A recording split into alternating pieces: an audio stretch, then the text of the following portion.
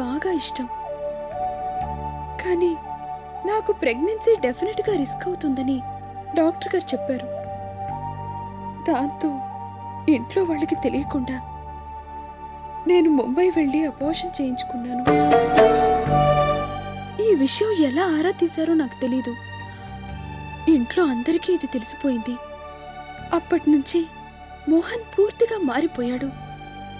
నన్ను పురుగుని చూసినట్టుగా చూస్తున్నాడు. అదంతా చెప్పాలంటే ఓ పెద్ద కథే అవుతుంది. ఇప్పుడు ఆ ఇంట్లో నా పరిస్థితి పూర్తిగా మారిపోయింది. క్షణక్షణం చీదరింపులు, చీత్కారాలు ఎదుర్కొంటూ, ఏ ప్రేమకి నోచుకోక, అందరి శాపనార్థాలు వింటూ కుక్కిన పేనులా పడుంటున్నాను. మోహన్ ఇంతగా మారిపోతాడని నేను అనుకోలేదు. నన్నెంతో అపురూపంగా చూసుకునేవాడు. అలాంటిది ఇప్పుడు ఇలా రాక్షసుడిలా మారిపోయేసరికి నేను తట్టుకోలేకపోతున్నాను. ఇప్పుడు ఆ ఇంట్లో నాకు క్షణక్షణం నరకం. చావలేక బతుకుతున్నాను. నన్నెప్పుడు ఆ ఇంట్లోంచి పంపించేస్తారో తెలియక రోజులు లెక్క పెడుతున్నాను. I can understand the situation. కానీ నిన్ను బయటికి పంపించడం ఏంటి? నేనసలు ఆ ఇంట్లోకి రావడం మొదటి నుంచి వరలక్ష్మి గారికి ఇష్టం లేదు కదా. ఇప్పుడు ఈ ఆయుధం దొరికింది. దాంతో నన్నెప్పుడెప్పుడు ఆ ఇంట్లోంచి పంపించేద్దామా అని వరలక్ష్మి గారు ఆరాటపడిపోతున్నారు. నన్ను పంపించేసి నిన్న ఇంటికి తిరిగి తెచ్చుకోవాలని ఆవిడ తాపత్రయం. రోజూ ఇదే మాట. ఇక తట్టుకోలేక దీని గురించి నీతో మాట్లాడాలని ఇలా వచ్చాను. నాతో మాట్లాడాలనా? అవును. నిన్ను సరిగ్గా అర్థం చేసుకోలేక అంతకి ముందు నానా మాటలన్నాను. నా తప్పేంటో ఇప్పుడు తెలిసొచ్చింది. నీ పట్లే కాదు, అందరి పట్ల దురుసుగా ప్రవర్తించాను. అంత మాత్రం చేత నాకెంత పెద్ద శిక్ష పడుతుందనుకోలేదు. నేను మోహన్ని వదిలి ఉండలేను. అంతకన్నా చావు నయం. అసలు అలాంటి పరిస్థితి నీకెందుకొస్తుంది? వాళ్ళేదో అంటూ ఉంటారు, పట్టించుకోవద్దు. ఏదేవైనా ఇప్పుడు నువ్వు ఆ ఇంటి కోడలివి. పిల్లలు లేరన్న బాధతో వాళ్ళంతా అలా ప్రవర్తిస్తూ ఉండుంటారు. లేదు, Varalakshmi is very serious about it. ఆవిడెప్పుడు నీ గురించే చెప్తూ ఉంటారు. అందుకని she's really stupid and crazy. అంతకన్నా నేనేమనలేను. మొండితనానికి వెర్రితనానికి కూడా ఓ హద్దుండాలి. ఆవిడేం చేస్తోందో ఆవిడకే అర్థం కావడం లేదు. నేను ఆ ఇంటికి తిరిగి రానని ఖచ్చితంగా చెప్పేశాను. ఎన్నోసార్లు స్పష్టం చేశాను. ఇంకా అదే విషయం పట్టుకుని వేలాడుతోందంటే ఆవిడ కర్మ. అయితే అయితే నువ్వు... నీకా భయం అక్కర్లేదు. నాకసలు ఆ ఆలోచనే ఎప్పుడూ రాలేదు. ఇదంతా ఆ వరలక్ష్మి గారి భ్రమే. ఒకవేళ ఆవిడ నాతో సంప్రదించి ఇదంతా చేస్తోందేవోనని నువ్వనుకుంటున్నావేమో. నీకలాంటి భయాలేవీ అక్కర్లేదు. Please be rest assured. ఆవిడ వైపు ఆవిడ వాగుతున్నారు అంతే. నాకీ విషయంతోనూ ఆ ఇంటితోనూ ఎటువంటి సంబంధమూ లేదు. అయినా ఇంత జరిగాక నేనా ఇంటికి తిరిగొస్తానని నువ్వు మాత్రం ఎలా అనుకున్నావు? అది కాదు, ఆవిడ అంతిదిగా చెప్తోంటే... ఆవిడ అలాగే చెప్తూ ఉంటుంది, పట్టించుకోవద్దు. నీ స్థానానికి నేనేం ఎసరు పెట్టను. దీని గురించి ఆలోచిస్తూ నువ్వు మనసు పాడు చేసుకుంటున్నట్టయితే it's all a big waste. అలాంటిదేవీ జరగదు. అయితే నిజంగానే? అవును, నిజమే. మాట వరసకో నిన్ను మభ్యపెట్టడానికో నేనిలా అనడం లేదు. ఇది నేనెప్పుడో తీసుకున్న నిర్ణయం. 600 నేనా ఇంట్లోకి తిరిగి రాను. అసలు ఆ విషయం గురించి నువ్వు మర్చిపోవచ్చు.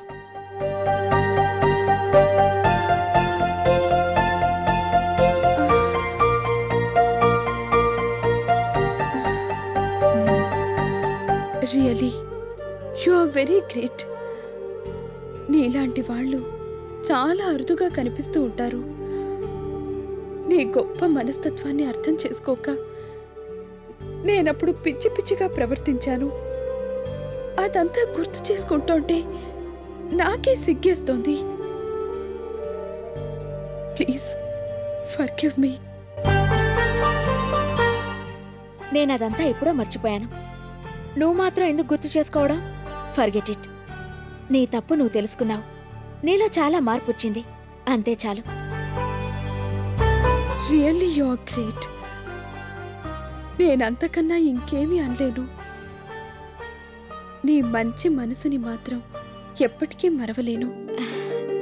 అంత పెద్ద పెద్ద మాటలు దేనికి గాని నీ అనుమానం తీరిపోయింది కదా. ఇప్పటికైనా రిలాక్స్ అవ్వు. నీకు కాకపోయినా నాకు తాగాలనుంది కాఫీ. నీకు అభ్యంతరం లేకపోతే వెళ్ళి కలుపుకొస్తాను. అలాగే, నీ ఇష్టం. ఆ మాట అన్నావు, బావుంది. చిటికలో వచ్చేస్తానుండు.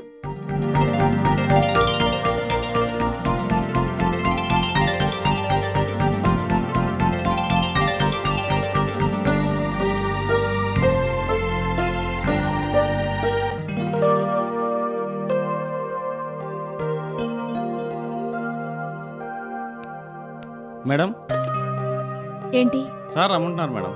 ఎవరు? అదే మేడం, మేనేజర్ గారు. ఐసీ, వస్తున్నానని చెప్పు.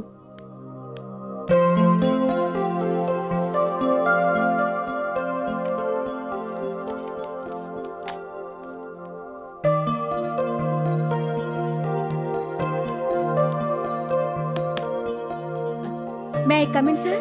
Come in.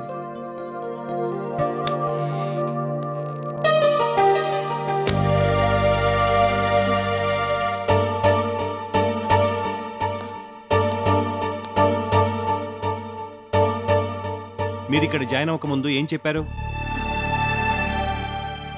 నేనా? ఏం చెప్పాను సార్? ఎదురు ప్రశ్న వేయొద్దు. నేను అడిగిన దానికి సమాధానం చెప్పండి. సారీ సార్, మీరు అడిగేదేంటో నాకు సరిగ్గా అర్థం కాలేదు. ఇంతకుముందు పనిచేసే చోట ఉద్యోగం ఎందుకు మానేస్తారని నేను నిలదీశాను, గుర్తుందా? గుర్తుంది సార్. అప్పుడు మీరేం చెప్పారు? కొన్ని అనివార్య కారణాల వల్ల అక్కడ ఉద్యోగం మానేయాల్సి వచ్చిందని చెప్పారు, అంతే కదా? అవును. అక్కడ మీరు దొంగతనం చేసినందుకు వాళ్ళు ఉద్యోగంలోంచి తీసేశారని చెప్పారా? మాట్లాడరే, అలా తెల్లమొహం వేసి చూస్తారు. సమాధానం చెప్పండి. మిమ్మల్ని అక్కడ ఉద్యోగంలోంచి తీసేశారా లేదా? సారీ సార్, ఆ విషయాలన్నీ మాట్లాడడం నాకు ఇష్టం లేదు. అందుకే మీకు చెప్పలేదు. అక్కడ అన్యాయంగా నా మీద ఆ నేరం మోపారు. నేనే దొంగతనమూ చేయలేదు. ఈ విషయం ముందెందుకు చెప్పలేదు? నేను దొంగతనం చేయలేదు కాబట్టి చెప్పలేదు. ఆ విషయం ముందుగానే చెప్తే మీరు నాకు ఉద్యోగం ఇవ్వరని నాకు తెలుసు. ఎంత ధైర్యంగా ధీమాగా చెప్తున్నారు. అంటే కావాలనే ఈ విషయం కప్పిపుచ్చి ఇక్కడ ఉద్యోగం సంపాదించారన్నమాట. లేదు సార్, నేను ఏ విషయాన్ని కప్పిపుచ్చలేదు. అనవసరంగా ఆ విషయం గురించి మాట్లాడి ఉద్యోగ అవకాశాన్ని కోల్పోకూడదనుకున్నాను. నేను దొంగతనం చేయలేదని నా మనస్సాక్షికి తెలుసు. అందుకే ఆ విషయం మీ దగ్గర ప్రస్తావించలేదు. దొంగతనం చేసిన ప్రతి వాళ్ళు ఇలాగే మాట్లాడతారు. మీరు దొంగతనం చేయలేదనటానికి సాక్ష్యాలేమున్నాయి? సారీ సార్, ఈ లోకంలో ప్రతి చిన్న విషయానికి సాక్ష్యాలు దొరికితే ఈ సమాజం ఇలా ఉండేది కాదు. అంటే ఏంటి మీ ఉద్దేశం? నేను ఒకటి అడుగుతుంటే మీరు ఇంకేదో మాట్లాడతారేంటి? అక్కడ కూడా ఇలాగే నేనెంత చెప్పినా వినలేదు. ఎన్నో నెలలుగా అక్కడ నేనెంతో సిన్సియర్గా పనిచేసిన విషయం కూడా పట్టించుకోలేదు. అన్యాయంగా నా మీద లేనిపోయిన నిందలన్నీ వేసి నన్ను అన్ని రకాలుగా అవమానించారు. ఆ బాధ తట్టుకోలేక అక్కడ ఉద్యోగం మానేశాను. మీరు మానేయడం కాదు, ఇంత ఘనకార్యం చేశాక ఎవరు మాత్రం ఉద్యోగంలో ఉంచుకుంటారు? వాళ్లే పీకి పారేశారు. మీరు ఆ విషయాన్ని దాచిపెట్టి ఇక్కడ ఉద్యోగం సంపాదించారు. సార్ ప్లీజ్, మీరేదేదో మాట్లాడుతున్నారు. నేను అలాంటి దాన్ని కాను. మీతో నాకు ఆర్గ్యుమెంట్ అనవసరం. ఇలాంటి నేర చరిత్ర ఉన్న వాళ్ళకి మా ఆఫీస్లో ఉద్యోగాలు ఇవ్వరు. మీరు ఈ విషయం చెప్పలేదు కాబట్టి మీకు ఇక్కడ ఉద్యోగం దొరికింది. ఇప్పుడు ఈ సంగతి బయటకు వచ్చింది కాబట్టి మీరు ఇక్కడ పనిచేయడానికి వీల్లేదు. సార్ అవును, ఏదో మీరు ఇంతకాలంగా ఇక్కడ సిన్సియర్గా పనిచేశారు కాబట్టి ఇలా మర్యాదగా చెప్తున్నాను. లేకపోతే పోలీసులకు ఫోన్ చేసేవాడిని. అక్కడ దొంగతనం చేసినా మీకెందుకు శిక్ష పడలేదో నాకు తెలియదు. ఇక్కడ మాత్రం మమ్మల్ని చీట్ చేసి ఉద్యోగం సంపాదించినందుకు మీ మీద కేసు వేయగలను.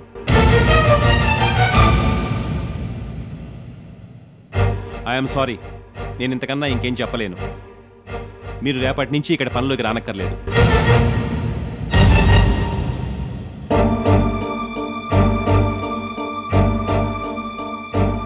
నేను చెప్పింది విన్నారా?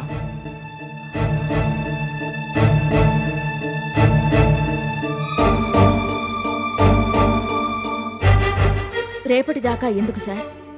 నమ్మకం లేని చోట నేను ఒక్క క్షణం కూడా ఉండలేను. ఇక మీరు ఉండమన్నా నేనిక్కడ ఉండను. ఇప్పుడే రిజైన్ చేసి వెళ్ళిపోతాను. ఇన్నాళ్లుగా నాకిక్కడ ఉద్యోగం చేసే అవకాశం ఇచ్చినందుకు థ్యాంక్స్. కాకపోతే ఒక్క విషయం గుర్తుపెట్టుకోండి,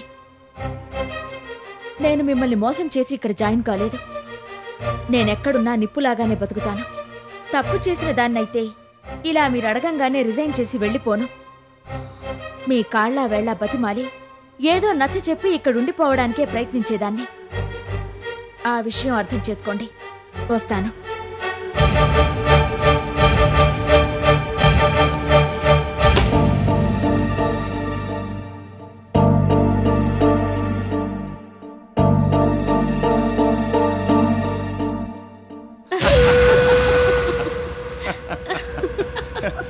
అవునమ్మా, ఇప్పుడు బాలకృష్ణ పరిస్థితి ఏం బాగోలేదు.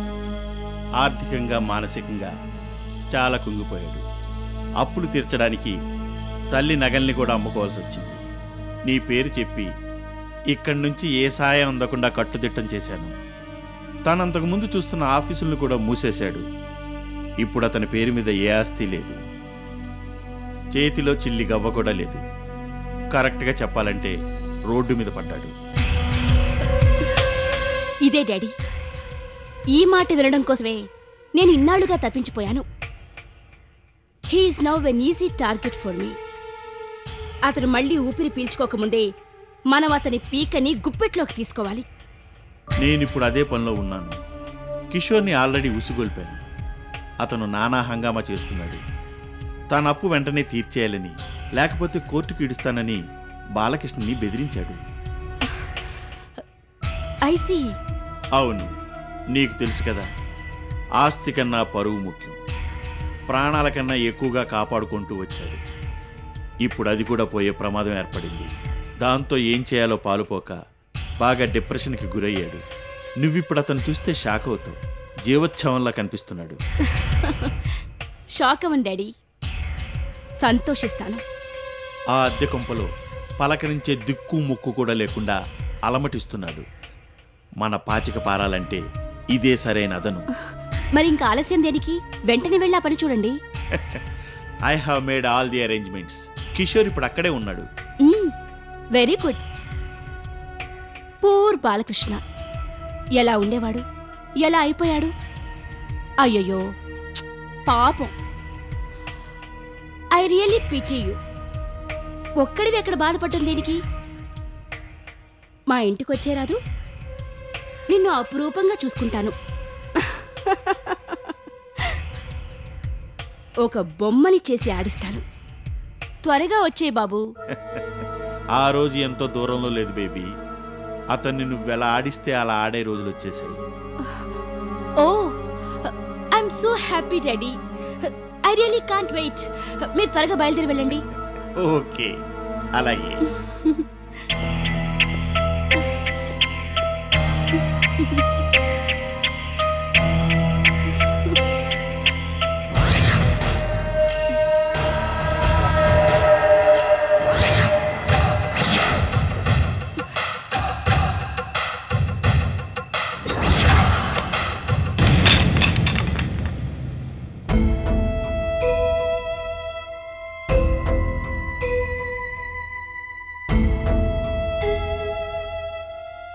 విన్నానండి, అన్నీ విన్నాను. ఆ స్కౌండ్రల్ మాట్లాడిన మాటలన్నీ విన్నాను. అతని అరుపులు నాకు బయట వరండాలోకి వినిపించాయి.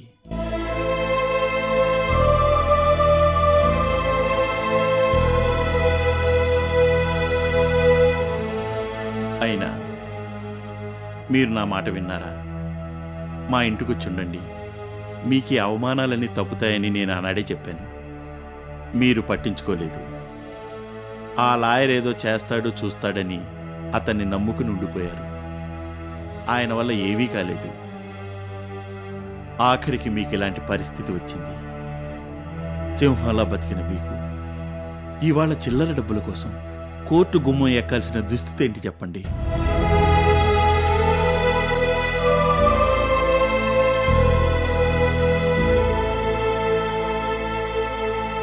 పరిస్థితుల్ని ధైర్యంగా ఎదుర్కోవాలండి. అలా మొహాన్ని పక్కకు తిప్పేసుకుంటే ప్రాబ్లమ్స్ మాయమవుతాయా? ఇప్పటికైనా మించిపోయింది ఏమీ లేదు. నేను చెప్పేది వినండి.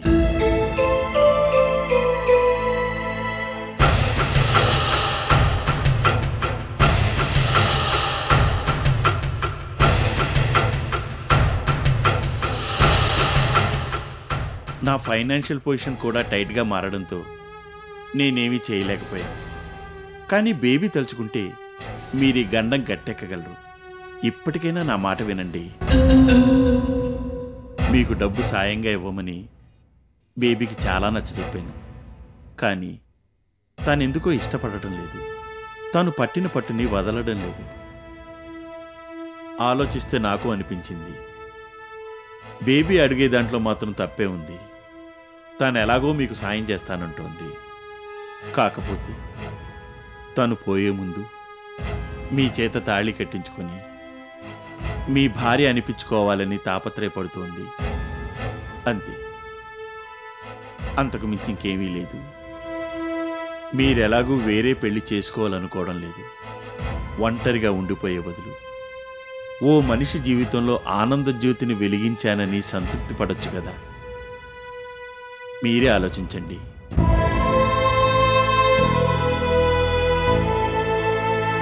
మీరే ఆలోచించి చూడండి. ఏ రకంగా చూసినా నేను చెప్తున్నది కరెక్టే అని మీకు తప్పకుండా అనిపిస్తుంది. మీరు బేబీని పెళ్లి చేసుకోవడానికి ఒప్పుకుంటే మీ పరువు నిలుస్తుంది, అటు సన్నుత కూడా సంతోషిస్తుంది.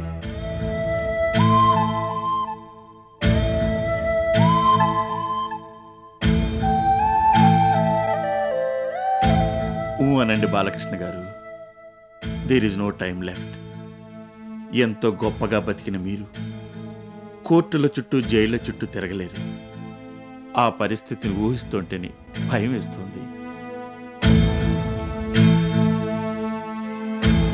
మీది చాలా సున్నితమైన మనస్తత్వం.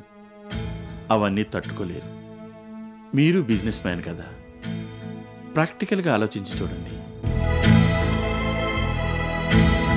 ఇంకేం ఆలోచించకండి. మీ మంచి కోరి ఇదంతా చెప్తున్నాను. అనేసేయండి.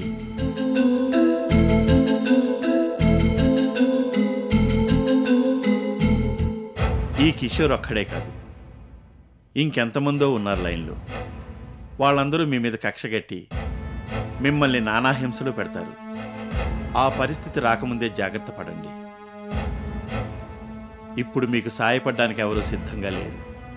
సాయం సంగతి అలా ఉంచండి. మీ మొహం చూడ్డానికి ఎవరు ఇష్టపడటం లేదు. ఐఎమ్ సారీ, నా మాటలు చాలా హార్ష్గా అనిపించవచ్చు, but it's a fact. You have to face it.